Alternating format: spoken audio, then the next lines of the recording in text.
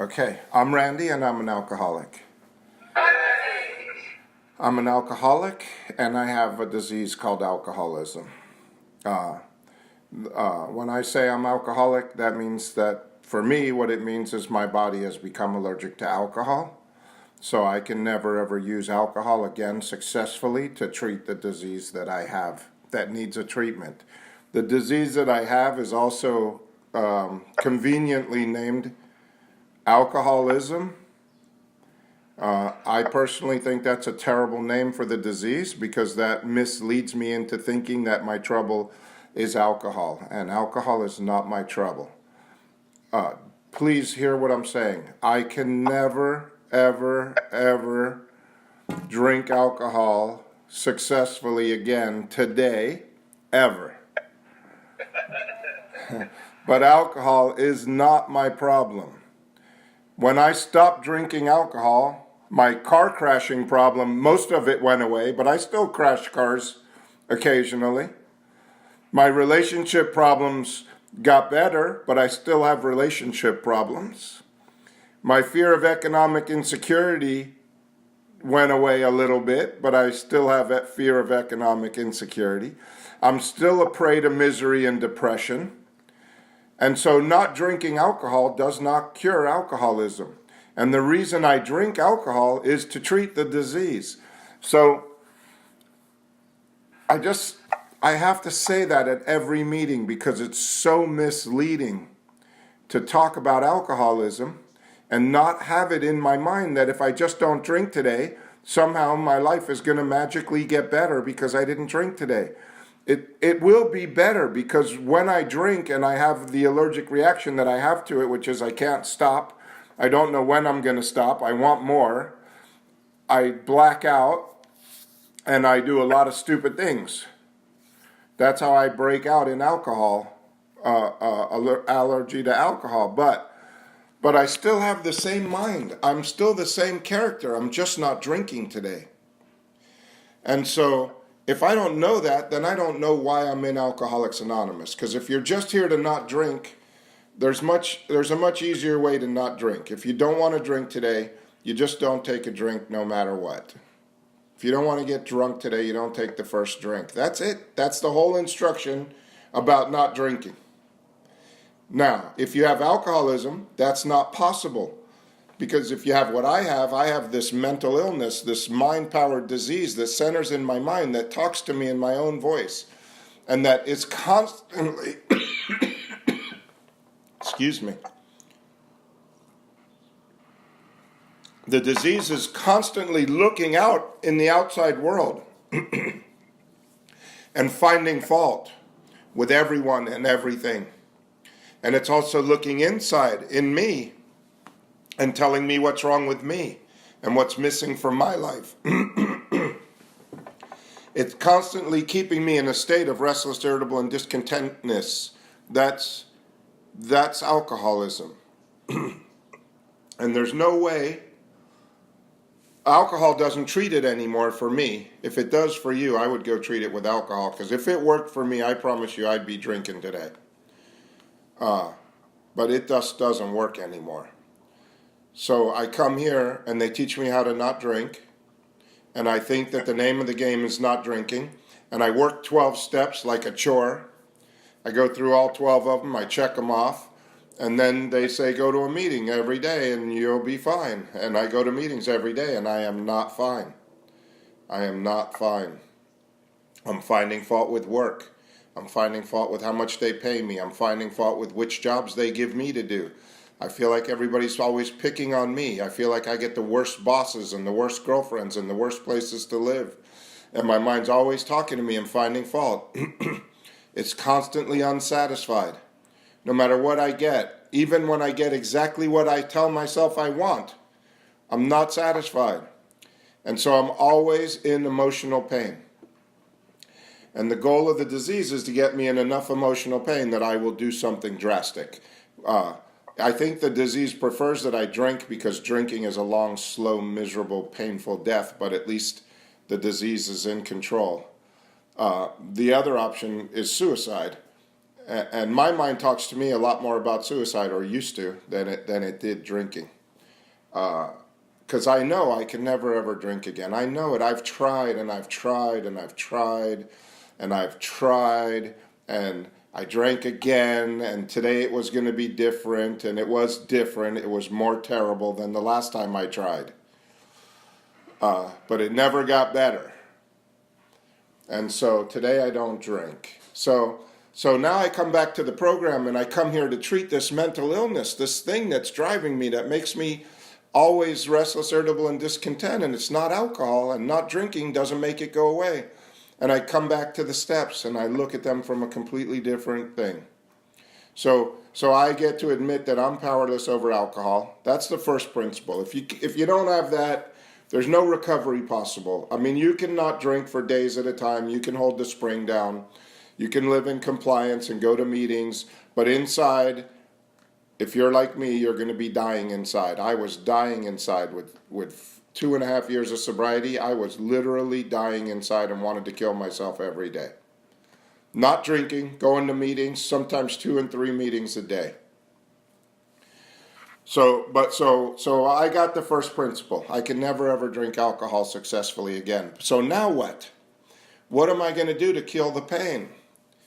And it's laid out, the steps are laid out in a beautiful, perfectly logical order form to treat the disease. So the second half of the first step is that my life has become unmanageable.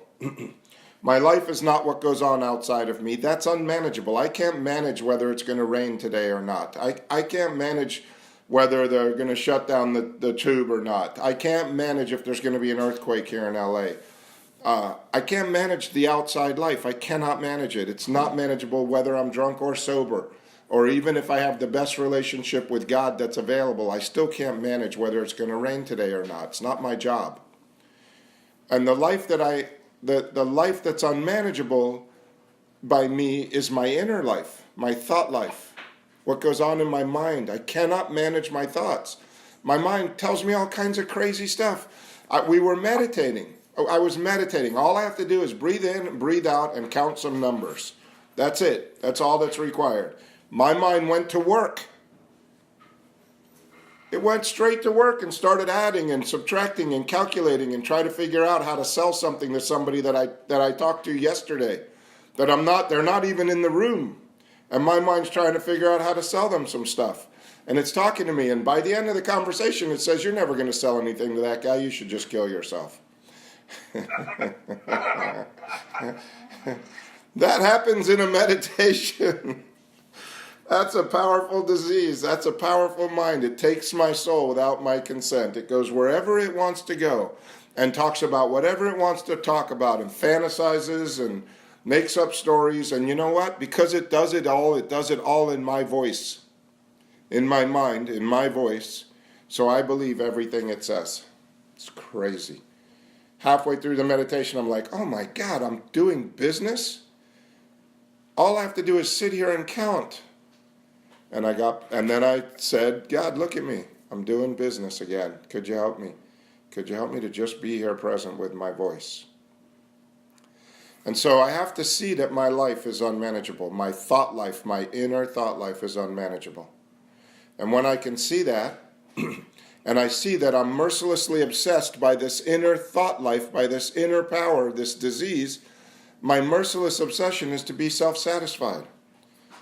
It's to lose the right amount of weight so that then I think I can like myself. But it seems like no matter how much I lose, I got to lose 5 more pounds to like myself. I need my wife to act a certain way around me so I can like myself. I need the boss to give me the right leads so I can like myself. And selfishness and self-centeredness is what drives me. And so, but the problem is that because I have an unsatisfiable mind, no matter how much my boss pays me, I'm not satisfied. I need a little bit more to be liked so I can like myself, because I have a character that doesn't like itself. It's a character, it's built. It always needs something extra to be okay in the moment it's in. And so I'm mercilessly obsessed to have that next thing, whatever it is that my mind's telling me is the thing that's going to make me happy today.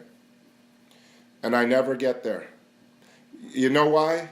Because that there that I'm trying to get to, it's right here. It's right here. It's right here in this moment. It's in this breath. It's in this room. But I'm always chasing it outside. I'm always looking for it somewhere else. I'm always waiting till I get there to be happy. But there is here. This is it.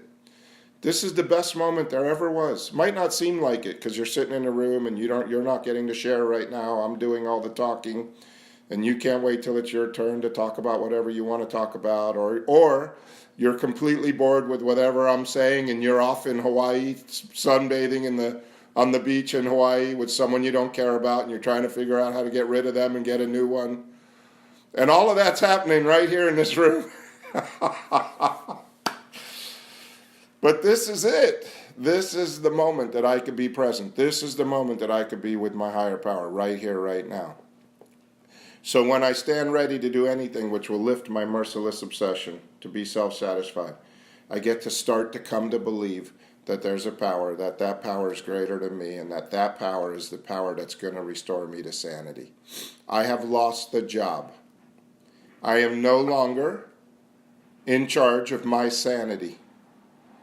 I get to find a higher power that's going to restore me to sanity. And the only place I can find that power is right here, right now. I'm not going to find it later. I'm not going to find it because I read a good book, or because I went to a good meeting, or even because I heard a good speaker. I'm going to do it because right here, right now, I start searching and researching again and again, always with an open mind. The possibility that when I stop arguing with my life, that I could begin to see and feel the nearness of my Creator. I always have an argument going on in my mind, trying to restore me to sanity. And I don't have to argue anymore. I get to this is my life. This is my life right now. Wednesday, what is it? It's 11:44 in Los Angeles. This is my whole life right here, right now. I get to be in London and LA at the same time, and I get to be present. I get to feel the presence of my Creator right now, right here in this experience, and I get to start sharing my life with that Creator. I get to rightly relate myself to God. That's what it says at the end of the second step. It says, we read it, true humility, the humility that I can't restore myself to sanity, and an open mind, a mind that's open to this moment being exactly the way it is, to this being God's will right now. I'm open to that idea that this is exactly the way my life is supposed to be right now. If it wasn't, something else would be happening. So true humility and an open mind, no preconceived ideas, no opinions, no old ideas. True humility and an open mind can lead me to faith. Because in that humility, with that open mind, there's a possibility that something new could come in. And every AA meeting is an assurance. This is an AA meeting, is an assurance that God will restore me to sanity if I rightly relate myself to Him, or it, or her, or whatever you think God is. It doesn't matter. Nobody cares what you call your God. Nobody cares how you pray. Nobody cares. I don't. I certainly don't care. You can call it whatever you want to call it. I know if the thing that you're calling God, whatever name you're using, is the one that has all knowledge and all power. It's the one. Because if there's two, then we got problems, because they might not get along, and they might have different ideas about how this day should go. So there's one that has all power. And the book says the solution to alcoholism, that no human power can relieve my alcoholism. I'm a human power, and you're a human power, and neither one of us can relieve our alcoholism, and that God could and would if it was sought.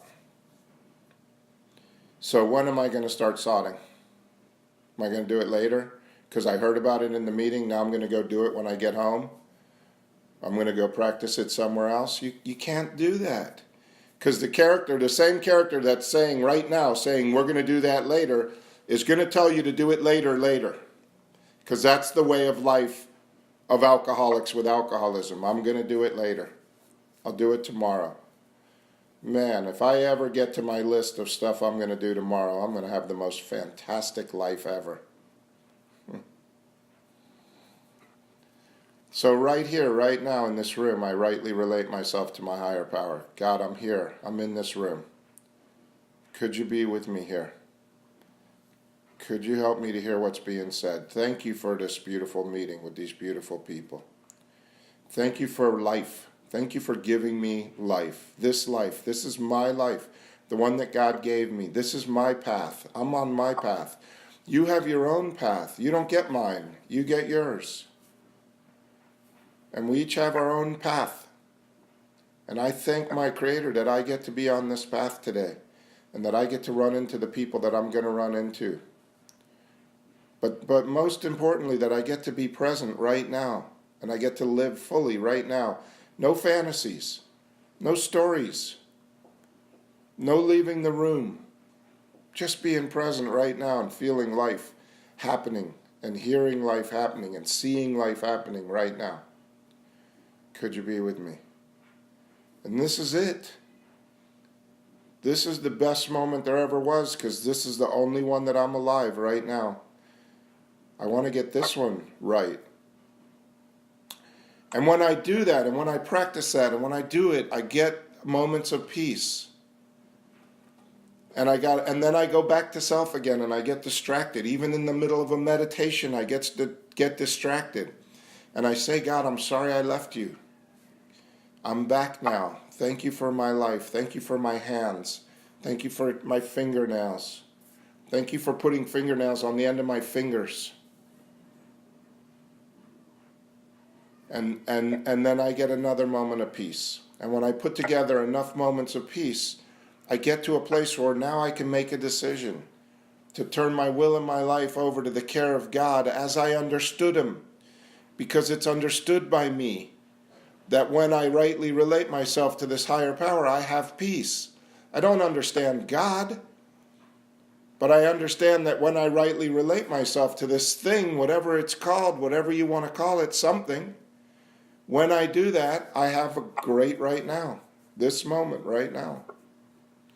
And when I don't do that, and I rightly relate myself to what I want to do in my fantasy life and my crazy mind, then I have restless, irritable, and discontentedness. That's an easy decision. There's no mystery in that. There's no magic God that I need to understand, that I'm gonna have to understand before I can make a decision to turn my will and my life over to. No. I'm going to turn my thoughts and my actions over to this thing that every other time I've turned my thoughts and actions over to has given me peace. That's a decision that I can make, and that's a decision that I can walk another person through. Let's try it.